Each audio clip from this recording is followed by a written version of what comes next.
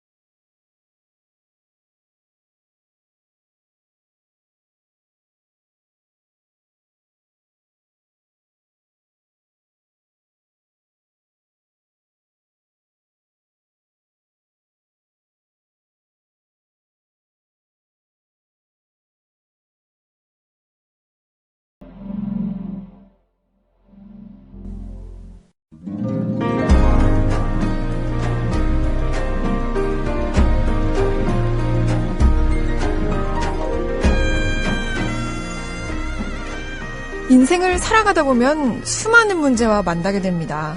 그럴 때마다 여러분들은 어디에서 해답을 찾으시나요? 친구? 동료? 가족? 하지만 끝내 돌아오는 건 나 자신의 판단이 필요합니다. 저희가 이번 개편을 맞이해서 마련한 시간인데요.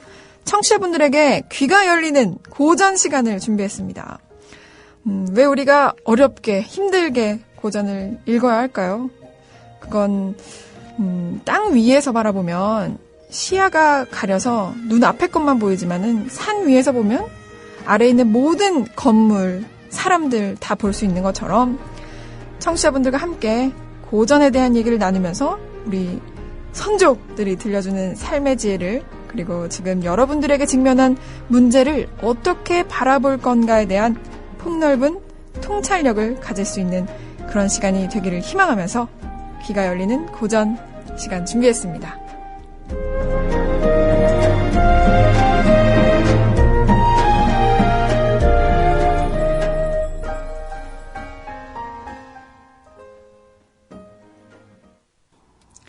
네, 그럼 이번 개편부터 저희들에게 귀가 열리는 고전을 소개해 주실 분 이윤호 선생님 초대했습니다. 안녕하세요. 예, 안녕하세요. 반갑습니다. 네, 반갑습니다. 늘 저녁에만 뵙다가 아침에 뵈서 저녁인가 하고 또 생각하실 분들이 있으실 것 같아요. 아침에 괜찮으셨어요? 예, 괜찮습니다. 제가 지난번에 아침형 인간이세요? 저녁형 인간이세요? 하고 여쭤본 적이 있는데 어떤 게 더 맞는 것 같으세요? 그냥 마음대로 형인 것 같은데 일이 있으면 아, 다행입니다. 저 또 너무 일찍 게스트를 초대하는 게 아닌가 하고 걱정을 많이 했는데 그래도 웃어주시니까 참 다행이라는 생각이 듭니다. 오늘 이윤호 선생님은 어떤 얘기 저희한테 또 들려주실 거예요? 그러니까 우리 안에서 살고 있는 세상이면서 네. 동시에 또 다른 세상에 대한 이야기를 좀 해볼까 합니다. 좀 신비롭게 느껴지는데요. 예, 고전 속에서 살아있었던 어떤 이야기 속에서 그분들이 꿈꿨던 세상이 뭔가 하는 문제하고, 네. 그리고 현실 속에서 존재했던 세상 이야기를 좀 해보고 싶은데요. 네. 먼저 춘추전국 시대에 양주라는 사람이 있습니다. 이 양주라는 사람이 좀 재밌는 사람인데, 맹자에 의하면 이제 양주야말로 아주 위험한 사람이라고 얘기하죠. 맹자 말에 의하면 네. 세상에 두 무리가 있는데 하나는 묵적이고 하나는 양주이다. 세상의 반은 묵적에게로 향하고 나머지 반은 양주에게로 향한다. 이러면서 이제 양주 얘기를 하는데 네. 양주는 어떤 사람이냐면 세상을 위해서 털 한 올도 뽑지 않는 사람이라고. 털 한 올도 뽑지 않는? 네. 그런 사람이라고 얘기를 합니다. 그러니까 철저하게 자기만을 위해서 사는 사람이라고 할 수 있겠죠. 근데 정말 그런가? 그리고 그 문제를 양주는 어떻게 얘기하고 있는가를 잠깐 생각해 볼 필요가 있는데요. 네. 하루는 이제 그 반대편의 묵적이라는 사람은 또 세상을 위해서라면 정강이의 털 하나도 남김이 없이 살았던 사람이에요. 온몸을 바쳐서 살았던 사람이라서 순두로 열심히 살았다는 뜻인가요? 예, 그래서 한쪽에는 겸해주의라고 하고 한쪽에는 유아론이라고 합니다. 네. 그러니까 자기만을 위한 사람과 세상을 위해서 자기 모든 것을 버리는 사람. 근데 이제 그 묵적한테는 아주 충성스러운 제자가 한 명 있죠. 근고래라고 하는 제자인데요. 이 근고래가 이제 스승을 너무 존경할 뿐만 아니라 충실하게 스승의 뜻을 쫓아갑니다. 결국은 이제 묵적 이후에 묵자 집단을 이끌게 됐던 사람인데요. 네. 이 근고래가 하루는 근데 너무 궁금한 게 있어요. 뭐냐면 양주가 너무 궁금한 거예요. 그래서 양주에게 찾아갑니다. 네. 그러면서 물어보죠. 정말로 선생님은 세상을 위해서 털 하나도 뽑지 않겠습니까? 이런 걸 물어봅니다. 네. 그때 양주가 아무 얘기 안 하고 가만히 쳐다봐요. 한심하다는 듯이. 그러면서 양주가 한 마디를 탁 던지죠. 야, 털 하나를 뽑아서 이롭게 할 세상이 어디 있겠냐. 이런 얘기를 합니다. 네. 그러니까, 그래 듣고 보면 그도 그렇죠. 털 하나를 뽑아서 세상이 뭐 이루어지겠어요. 그랬더니만 네. 그 금고래가 있다가 맞습니다. 그런데 만약 정말로 털 하나를 뽑아서 세상을 위하는 것이라면 네. 정말 그래도 털 하나 안 뽑겠습니까? 이런 얘기를 하죠. 그때는 또 한심하다는 듯이 양주가 금고래를 가만히 쳐다보다 그냥 나와버려요. 네. 얘기를 안 하고. 네. 금고래는 너무 황당하고 화도 나고. 네. 그래서 이게 뭐지? 그러고 이제 나왔는데 마침 또 양주의 제자를 만나요. 네. 그래서 이제 만나자마자 이제 따집니다. 내가 이러이러한 일이 있었고 당신 스승과 이러이러한 얘기를 했는데 너무 화가 난다. 네. 화나는 건 둘째치고 정말 세상을 이롭게 하는데 털 하나를 안 뽑겠냐. 그러고 물어봅니다. 네. 그랬더니 이 제자가 하는 말이 내가 스승이 아니라서 잘 모르겠지만 네. 내 식으로 얘기한다면 하면서 얘기를 합니다. 뭐냐면 그 털 하나를 뽑아서 세상을 얻겠다면 네. 당신은 털 하나를 뽑겠습니까? 일단 금고래가 그건 뭐가 문제냐. 당연히 뽑지. 네. 그러면 세상을 위해서 팔 하나를 자른다고 한다면 당신을 자르겠습니까? 그거 생각해 봐야 되는데 그런 얘기를 합니다. 네. 그랬더니만 이제 얘기를 하는 거죠. 털 하나와 팔 하나가 뭔 차이가 있겠습니까? 다 모든 것은 털 하나에서 시작되는 거죠. 이런 얘기를 해요. 네. 그런데 나중에 그 얘기를 듣고 양주가 무슨 얘기를 하냐면 이게 참 재밌는데요. 제자와 대화를 듣고요. 예. 그리고 나서 이제 그 얘기를 가고 난 다음에 들었겠죠. 그래서 네. 양주가 그런 얘기를 하는 거죠. 털 하나를 뽑아서 세상을 이롭게 하는 일은 팔 하나를 자르는 일과 다르지 않을 거다. 그래서 팔 하나를 자르러 세상을 이롭게 한다. 네. 그런데 세상을 얻고자 털 하나를 뽑고 세상을 얻고자 팔 하나를 자르는 것 때문에 세상이 이러한 혼란과 전쟁 속에 빠지게 된다.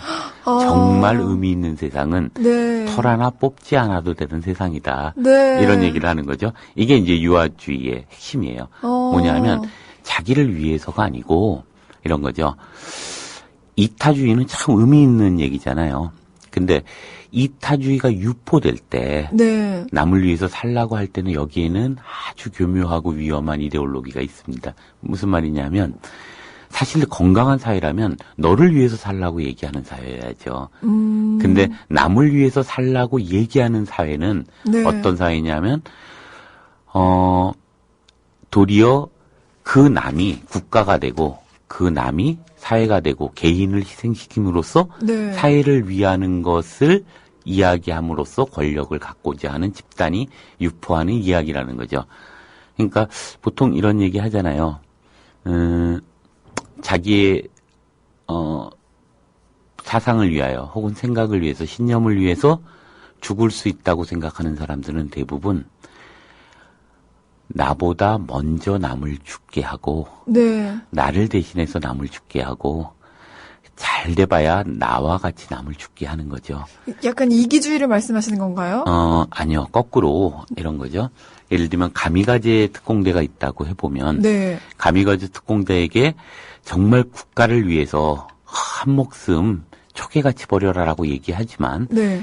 그렇게 버리라고 하는 순간 그렇게 애국심을 얘기하는 순간 결국은 내가 죽는 게 아니고 네. 남을 죽이는 일이라는 거죠. 그러니까 저는 이런 생각을 하는데 이타주의라고 하는 것이 그렇게 유포될 때 그것은 네. 집단주의의 다름 아니고 네. 어쩌면 개인이 충분히 행복하게 사는 것의 의미들이 중요하다고 얘기하는 사회야말로 건강한 사회가 아닌가 이런 생각을 합니다. 네. 그래서 그 옛날 성인들은 그런 생각을 했던 것 같아요. 그렇게 의미와 가치라는 건 대단한 것이 아니다.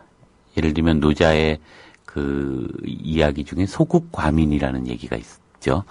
그러니까 뭐냐면 정말 국가란 뭐냐라고 했을 때 이 국가는 국가가 작아야 하고 네. 과민, 백성이 거의 없어야 되는데 어느 정도냐? 국가가 얼마나 작고 얼마나 없어야 되냐? 다구는 소리가 옆 나라에 들릴 정도로 작아야 한다는 거죠. 즉 네. 국가가 네. 무슨 의미가 있냐 이런 얘기를 하고 있는 건 아닌가 생각하는데요. 이게 현실에서 존재하는 어떤 한 나라에 대한 이야기를 조금 해볼까 하는데요. 네, 현실에서 존재하는 나라요? 예. 사크 섬이라는 곳이 있습니다. 네. 이게 영국과 프랑스 사이에 있는 영국 해협에 있는 곳이고요. 원래 프랑스 영이었다가 영국이 이제 차지하게 됐죠. 네. 근데 원래는 1560 몇 년쯤 그 해적을 소탕해주면 그 섬을 독립시켜주겠다고 해서 독립국이나 마찬가지였고, 네. 그때부터 그 전통이 그대로 이어져 왔던 곳이죠. 주민은 대략 한 600명 정도가 살고 있어요. 그런데 재밌는 건 거기는 최후의 봉건주의 국가예요. 아직도 영주가 살고 있고, 그리고 지주가 있고, 네. 옛날 그대로의 방식으로 살아가고 있어요. 근데 정말 재밌는 것이죠. 그런데 재밌는 게 그래서 유로연합이나 이런 곳에서 이제 정치적 민주주의를 하라고 압박을 합니다. 네. 근데 재밌는 건 국민 모두가 거의 대부분이 반대해요. 왜냐하면 봉건제로 살아가는 게 자신의 삶을 위축되거나 혹은 추락시키지 않고 있다고 생각하기 때문이에요. 그러니까 국민들이 스스로가 봉건제를 승인하고 바꾸려고 하지 않아요. 네. 그 이유 중에 하나는 결코 그것이 삶의 질을 떨어뜨리거나 훼손하지 않기 때문인데요.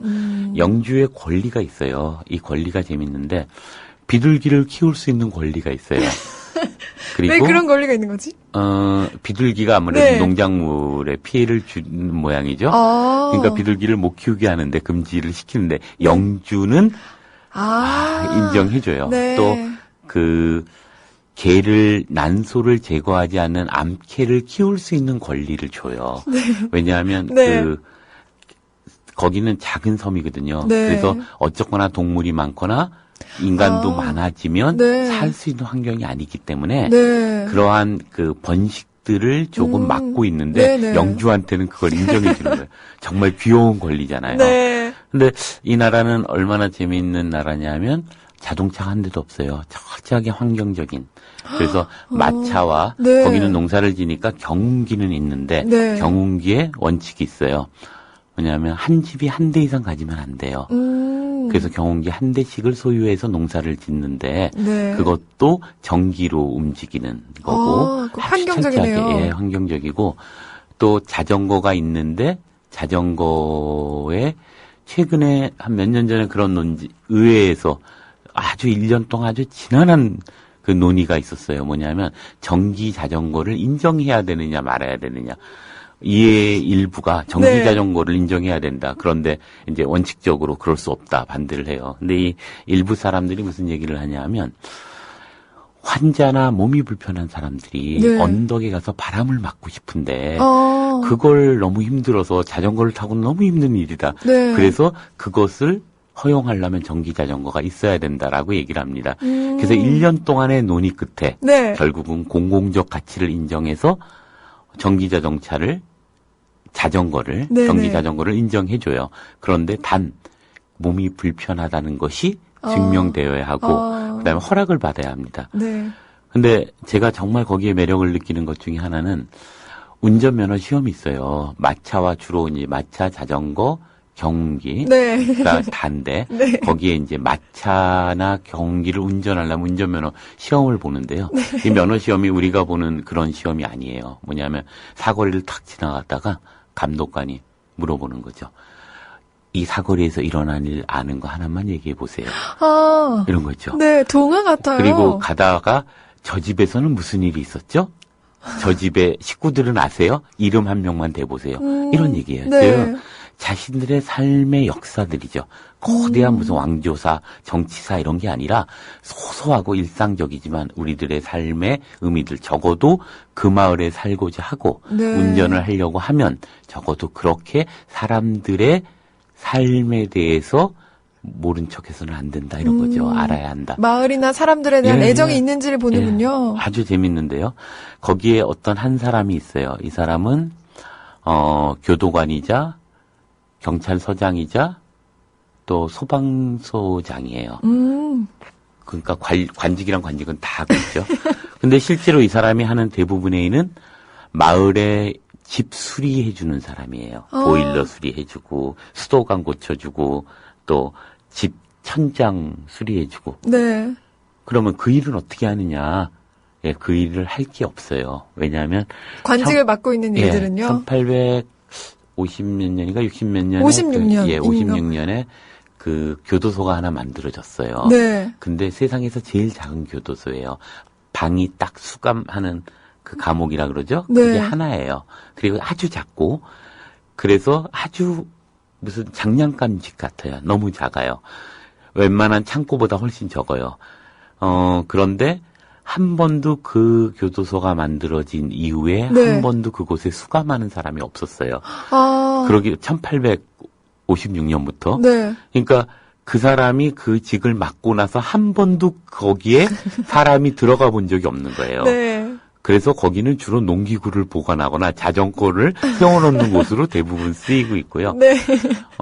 경찰서장을 하고 있지만 경찰서와 관련한 일이 한 번도 있어 본 적이 없어요. 왜냐하면 의회에서 대부분을 결정을 하고 그리고 무슨 일이 있으면 600명이 한꺼번에 다 모여서 회의를 해요. 국민이 다 모이는 거죠. 네. 직접민주주의를 진행하니까 실제로 경찰관이 할 일이 전혀 없는 거예요. 소방서장으로서 한 번도 불이 난 적이 없으니까 소방서 일도 한 번도 해본 적이 없다는 거죠. 그러니까 이 사람이 할 일은 그냥 집 돌아다니면서 잘 지내시죠? 네. 뭐 이러면서 이제 어디 뭐 좀 안 좋은 데 있나요? 수도가 좀 안 나와요. 그래요? 그리고 수도가 고쳐주고 옆집 가서 보일러 고쳐주고 뭐 어느 집에서 연락 와가지고 저희 집에 뭐 천장에 비가 새는 것 같아. 잠깐만 기다리시죠. 와가지고 고쳐주고 이런 네. 마을에 이러자면 머슴이기도 하고 또 마을에 정말 아저씨죠. 네. 솔선수범하는 것 같아요. 사람들이 다 좋아하는 아저씨예요. 그래서 무슨 투표를 할 이유도 없고 누가 뭘 그 사람에게 이제 임기가 끝났으니 그만두시오 뭐 이런 얘기도 없고 네. 이 사람도 자기의 직업이 뭔지 몰라요. 그러니까 뭘 맡고 있는지 모르는 거죠. 그냥 마을에서 이렇게 저렇게 고쳐주는 일로만 네. 하고 있는 아주 재밌는 그 곳인데요. 거기에 또 이제 이런 게 있죠. 예를 들면 그 대단히 심심하고 이럴 수 있는 곳이기도 하고 그런데 재밌는 영국과 미국에 있는 단체 중에 뉴욕에서 만들어진 단체 중에 이런 단체가 있어요. 어두운 밤 지키기 운동본부라는 단체가 있어요. 어두운 밤 지키기요? 예, 운동본부. 그러니까 어두운 밤을 지켜야 한다는 거예요. 이 사람들의 생각에는 이런 거죠. 우리가 가로등을 만들어서 무엇인가를 하는 것은 범죄를 예방하기 위해서라고 하지만 네. 사실은 그게 아니고 노동력을 이렇게까지 써서 효율성을 사회적으로 높이고자 하는 것에 불과한 것이다. 그건 인간이 살고자 하는 게 아니다. 가로등을 끄고 별을 아이들에게 보게 함으로써 뭔가 새로운 상상력을 만드는 것이 더 중요하다고 이 단체는 생각하는 거예요. 그래서 그 사크섬을 최초로 어두운 밤공원이라고 하는 네. 걸 해서 그 국가 전체가 네. 정말 최고로 뭐라고 할까요? 최고로 그 환경적인 국가로 지정을 합니다.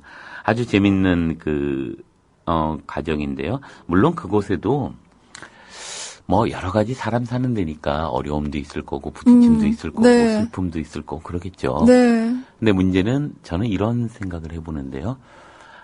문제라고 하는 것이 문제가 아니라고 생각해요. 왜냐하면 사람의 다툼이라는 건 서로가 서로를 좀 더 깊게 알고 화해하게 하는데 아주 중요한 의미가 있다고 생각해요. 네. 그런데 그게 아니고 도리어 문제되는 건 뭐냐면 내가 누구를 미워할 수도 있고 누구를 이뻐할 수도 있어요. 그냥 이유 없이 정말 저 사람이 마음에 들고 이럴 수 있잖아요. 네. 근데 문제가 되는 건 뭐냐 하면 어떤 지위 때문에 그 사람이 갖고 있는 재산 때문에 네. 누구를 미워하거나 누구를 좋아하거나 네. 혹은 누구와 결혼하는 일들이 존재하는 것이라는 거죠.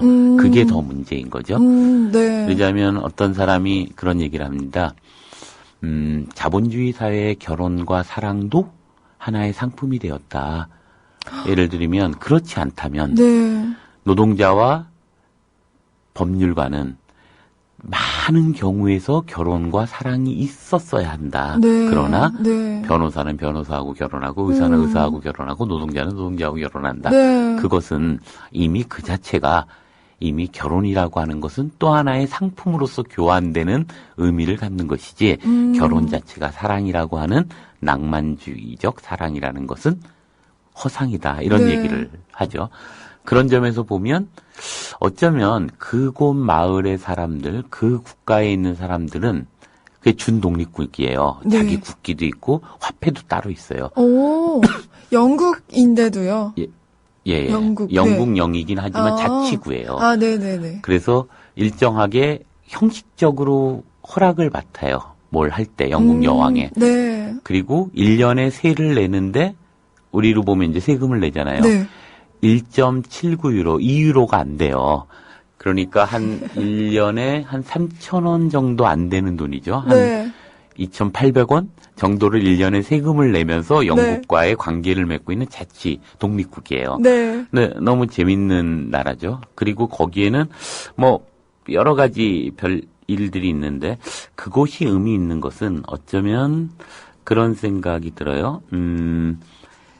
그 인간에 대한 예의라고 할까요? 사람이 사는 게 뭘까? 이런 거에 대한 가장 기본적인 가치와 의미들을 인정하고 있다는 점이고 네. 자연과 인간의 조화와 공생이 얼마나 중요한가를 알고 있는 그런 곳이라는 거죠. 이러자면 거기는 국정원 댓글로 대통령이 되는 그런 일도 없을 것이고 후쿠시마 원전 같은 원전도 필요 없을 거라고 생각을 해요. 네. 또 그곳에는 무슨 대단한 무엇인가를 거대한 의미를 가지고 죽으라고 얘기하는 사람도 없을 것이고 그래서 비정규직의 해고자들처럼 자살하는 일도 없겠죠. 네. 운전면허가 역사 시험이고 또 왕조사나 정치사가 아니라 일상의 소소한 자기의 역사에 대한 애정들을 가지고 있을 거고 이런 어떤 의미들은 아닐까 이런 생각을 해봅니다. 네. 이제 중국 고전에 이제 이런 때가 있었다 그러죠.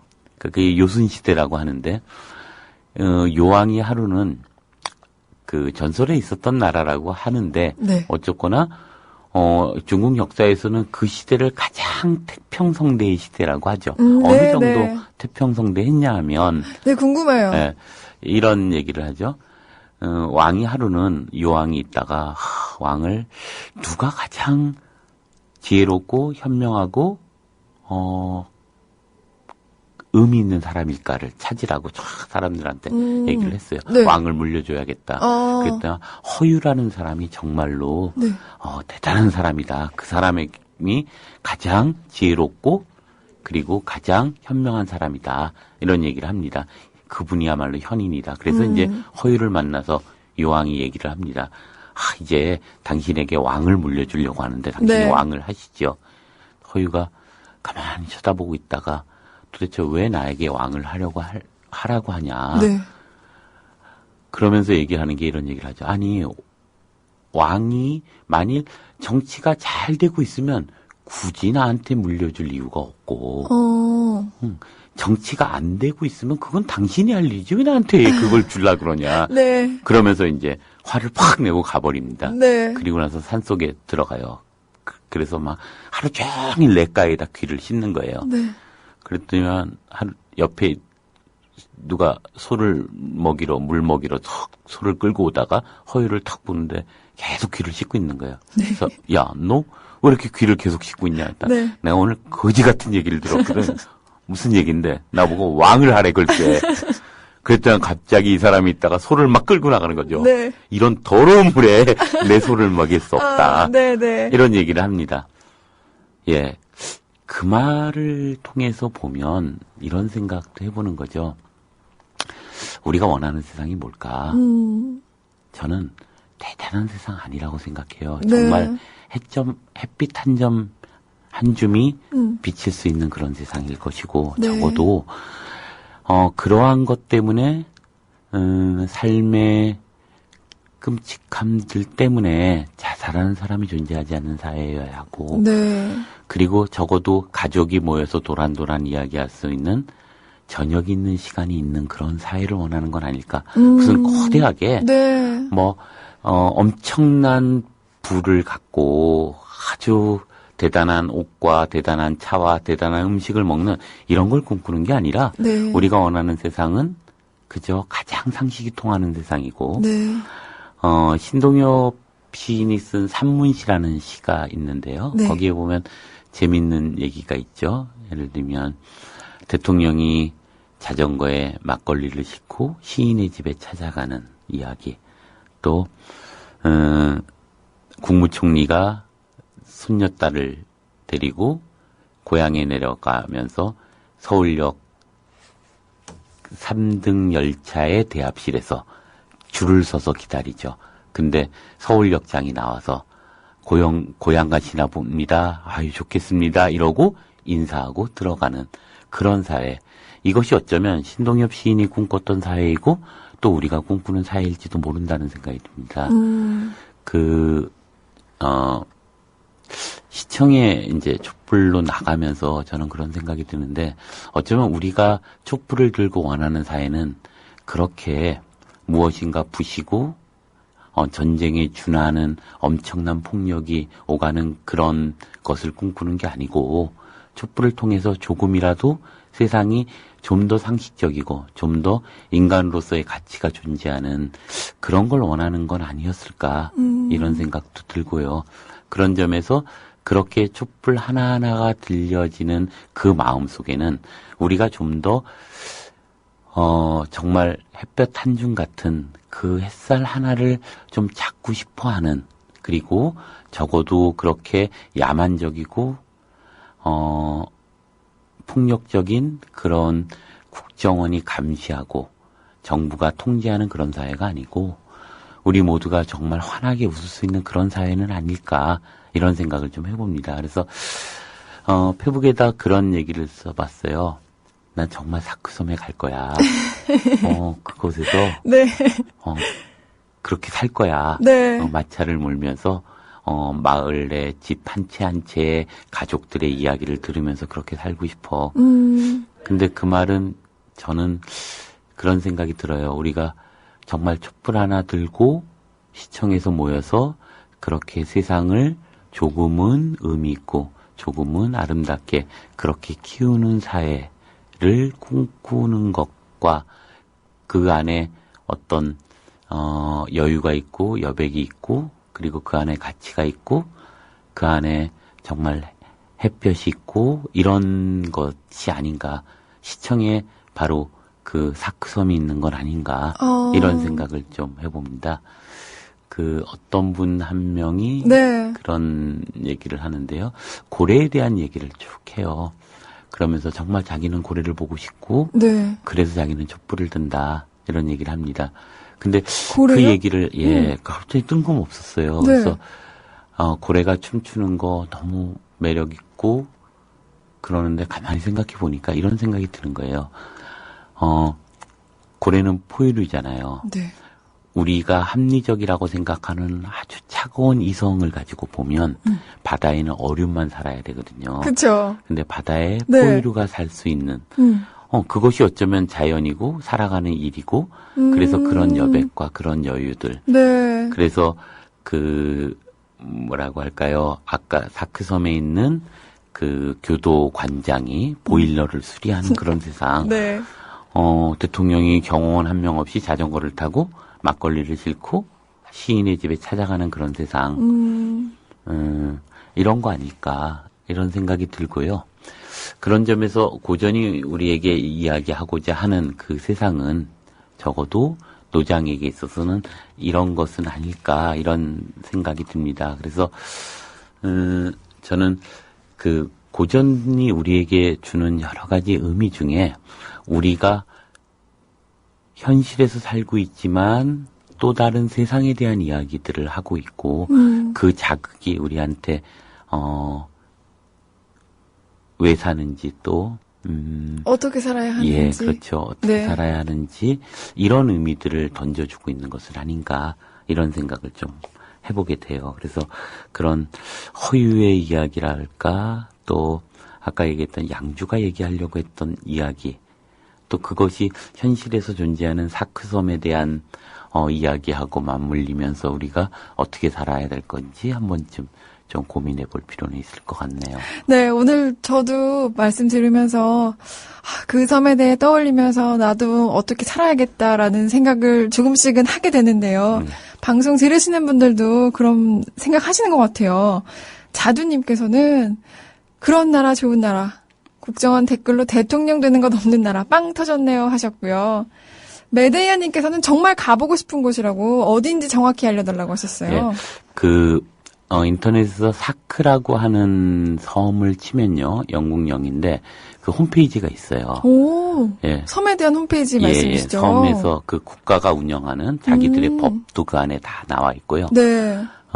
그리고 최근에는 이제 대규모의 자본이 그 섬을 너무 노려요. 그래서 네. 영국 정부와 유로연합에다 계속 협박을 하고 그 로비를 합니다. 네. 그래서 예를 들면 그 섬을 우리가 자본을 통해서 개발을 하면 엄청나게 부를 가질 텐데 왜 그 섬을 그냥 놔두냐라고 영국 여왕한테 계속 협박을 하죠. 영국 저기한테 영국 정부한테. 그래서 유로연합이 압력을 가해요. 봉건제라는 것을 인정할 수 없다. 그러니까 민주정치를 빨리 민주주의를 받아들여라라고 요구합니다. 근데 재밌는 건 그래서 그 국민들이 다 모여서 투표를 해요. 600명의 국민들이 모여서요? 다 모여서 투표를 했는데 우리들은 지금이 좋다로 결정을 냈고 대신 한 가지를 받아들여요. 의회를 만들어요.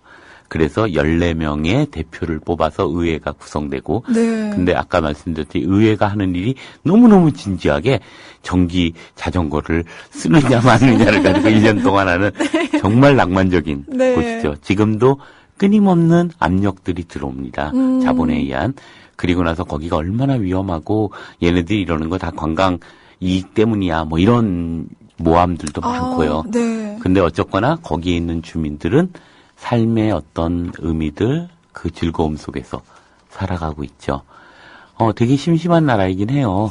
그렇지만, 그래 보면 우리가 너무 자극에, 그런 화려한 자극에 익숙해진 건 아닌가. 또 하나는, 이제, 이런 얘기가 있습니다.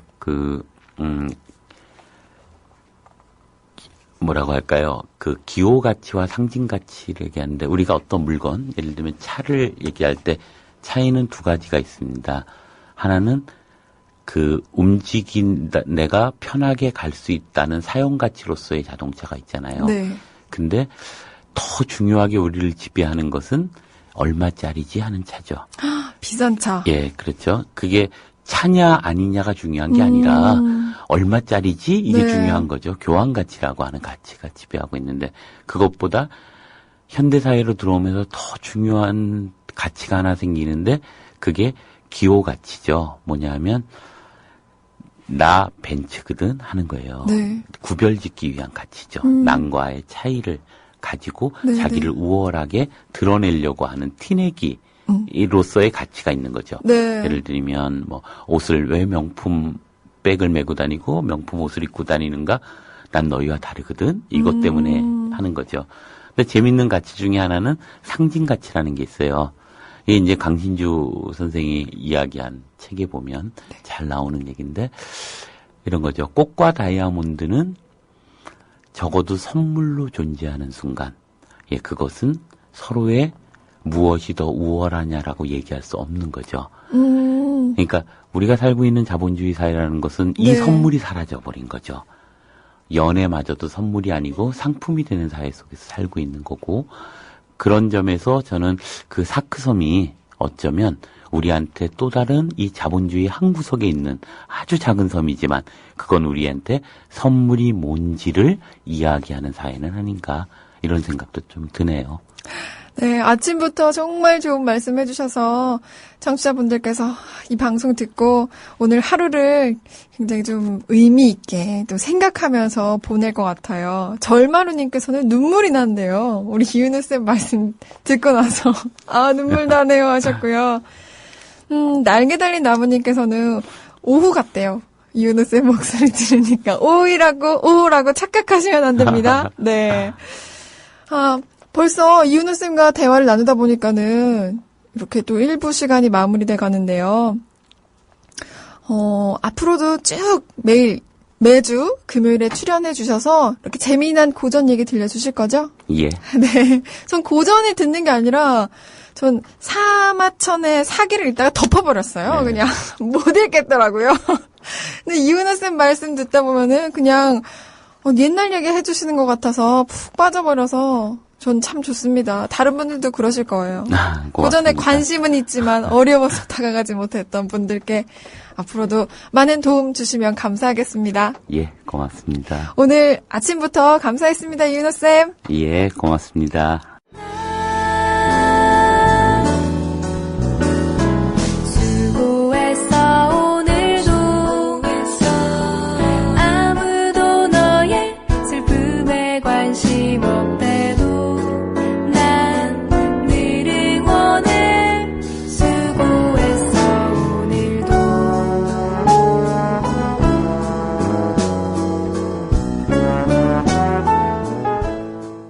네, 옥상달빛의 수고했어 오늘도 노래 듣고 왔는데요. 미라클리아님께서 아침부터 수고했어 오늘도라니 아직 퇴근하려면 10시까지인 한참인데 하셨어요. 왜냐면은 제가 이 노래를 오늘 틀어드려야겠다라고 생각한 이유가 금요일이다 보니까는 그래도 한 주를 마무리하는 의미에서 좀 따뜻해지시라고 생각을 해봤는데 네, 10시까지 아직 한참이지만 그래도 화이팅 해주시면 되겠습니다. 고도님께서 쌤이라고 부르는 게 귀에 걸린다고 하시네요. 선생님이라고 하시던가 다른 호칭 쓰면 어떻겠냐고 하셨는데 쌤이 좀 친근하지 않나요? 그쵸? 좀 아무래도 더 친근감의 표현 같기도 하고 저는 그런 생각이 좀 들었는데 고도님은 살짝 그러셨나 봐요. 노란 풍선님께서 오늘 출연해주신 선생님 소개 좀 부탁드려요. 그리고 정신이 번쩍 드는 시간이었는데 이타주의가 어쩌면 모두를 죽이는 것임을 깨달았습니다 하셨어요. 페이스북에서 이윤호라고 치면은 활짝 이렇게 웃고 있는 사진이 제일 먼저 떠요. 그러면은 페이스북 친구 하실 수 있습니다. 이윤호라고 한번 검색 부탁드릴게요. 나무와 숲님께서 이건 좀 특별히 축가곡을 따로 준비해야 될 것 같은데 내일 결혼해요. 행복하게 살길 빌어주세요. 윤지야 사랑해 하면서 하트 날려주셨어요. 이런 거는 또 미리미리 제가 알았더라면은 막 빰빠빰빠빰빰빠빰빠 이런 거 준비했을 텐데 아이고 그렇다면은 대신 결혼 노래를 한번 준비해 보도록 할까요? 결혼식에 어울릴 만한 좋은 노래 뭐 있을까요? 축가로 잘 부른다던가 그런 거 있으면 알려주시면은 제가 또 바로 준비해보도록 하겠습니다. 굿프렌즈 823님께서 출첵해주셨고요. 노란 풍선님께는 제 말이 전달이 됐나봐요. 이윤호라고 검색 부탁드려요. 명탐정 코너님께서 한 주가 정말 빨리 간다고. 우리 조합원님들 모두 한 주 동안 수고하셨어요. 하셨습니다. 호수님께서는 작은 것, 그것으로 행복감을 느끼고 싶지만 작은 그것조차 힘들게 얻어야 하는 세상이 점점점 하면서 슬퍼해 주셨어요. 그렇지만은 우리 이렇게 국민TV 라디오 들으면서 힘도 내고 세상 얘기도 듣고 또 고전 얘기도 듣고 이렇게 한번 해봐요. 소녀님께서는 결혼 축하드려야 되는 거 맞죠? 하셨어요. 결혼한 지 10년 넘으니까 이게 축하를 해야 되나 말아야 되나. 어쨌든 나무와 숲님은 결혼 70주년 때도 늘 신혼 같기를 하고 말씀해 주셨습니다. 검은별님께서 강신주님 책 어떤 건지 말씀해 주세요 하셨는데 지금 이윤호 쌤이 좀 전에 나가셔서 제가 여쭤보질 못했어요. 검은별님 혹시라도 페이스북 하신다면은 또 이윤호라고 검색해 보시고 이윤호 쌤께 직접 여쭤보는 게 너무 번거로울까요? 하지만 이게 또 바로바로 얘기를 나눌 수 있다는 점에서 저는 한번 말씀드려보고 싶습니다. 뾱뾱이님께서 진짜 고마워요 선생님 하셨고요. 나는 사바다님께서 매주 금요일 기대가 된다고 하셨어요. 안젤라 씨님께서는 너무 낭만적인 얘기를 듣다 보니 소설인 줄 알았는데 실존하고 있는 곳이네요. 인터넷 검색해보니 정말 전기 자전거 허용이라고 나와요. 완전 신기하셨어요. 네, 신기하죠. 저도 이윤호 쌤 말 들으면서 진짜 이런 곳이 있어? 동화 같다라는 말을 하게 됐는데 사크섬이라고 하네요. 사크라고 검색해보면은 또 이렇게 홈페이지도 뜬다고 합니다. 저희가 또 금요일 2부에 야심차게 준비한 코너가 있거든요. 어제도 그제였나요? 말씀드렸던 것 같은데 김용민 PD가 직접 문제를 출제하고 그리고 우리 조합원들께서 한살림 장만하시라고 이렇게 사은품까지 아니죠. 사은품이 아니라 뭐라고 하죠? 상품까지 아주 알차게 준비한 그런 코너가 준비되어 있습니다. 다들 프로포즈 할 때 부르던 노래, 결혼 노래 이런 거 해주셨어요. 홍유리님은 무한도전의 사랑해서야. 유쾌하게. 이거 아주 유쾌하게 축하하고 싶다고 해주셨고요. 나랑 결혼해줄래 그 노래 축하곡으로 많이 불린다고 하고. 유리상자 노래 얘기해주셨고. 웨딩 케이크란 노래가 있나봐요, 또. 스윗 소로우 노래. 또 얘기해주셨네요. 청원, 이소라의 청원, 그리고 사랑해도 될까요? 이런 노래들 많이 추천해주셨네요. 상품 아니고 협찬이라고 난사빠라님께서 해주셨습니다. 협찬 맞죠? 협찬입니다. 내가 더 사랑할게.